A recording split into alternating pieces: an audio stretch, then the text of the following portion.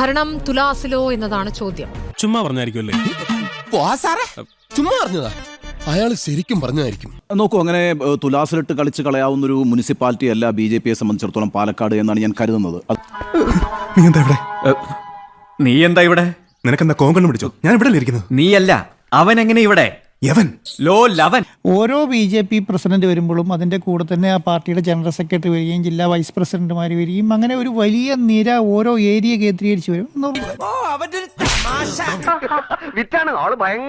BJPക്ക് എവിടെയാണോ സ്വാധീനം കുറവുള്ളത് ആ സ്ഥലങ്ങളിലേക്ക് കൂടുതൽ ഇറങ്ങി ചെല്ലാൻ വേണ്ടി ഈ സംഘടനാ സംവിധാനം പാകമാക്കുക എന്നുള്ളതാണ് കേന്ദ്ര നേതൃത്വം ഉദ്ദേശിച്ചിട്ടുള്ളത്. നീയേ വെറും ബ്രിട്ടീഷായ മതി, ബ്രിട്ടീഷ് ആവണ്ട കേട്ടോ. നമുക്ക് വേറെല്ലാം പറയാം.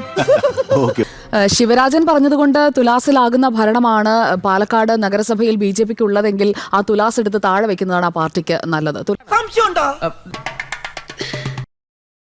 മാഡം പറഞ്ഞതുപോലെ 80 പേർ എന്നൊക്കെ പറയുമ്പോൾ അത് ആരൊക്കെയാണ്, ഏതൊക്കെ പോർട്ട്ഫോളിയോ വഹിക്കുന്നവരാണ്?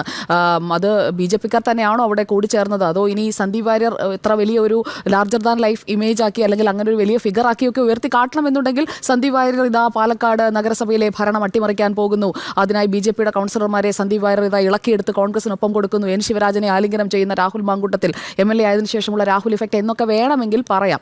ഇങ്ങനത്തെ പ്രതിസന്ധികൾ ഉണ്ടാകുമ്പോഴാണ് യഥാർത്ഥ നായകന്മാരുണ്ടാവുന്നത്. അതെ, നീയാണോ? അതെ, ഞാനാണ്.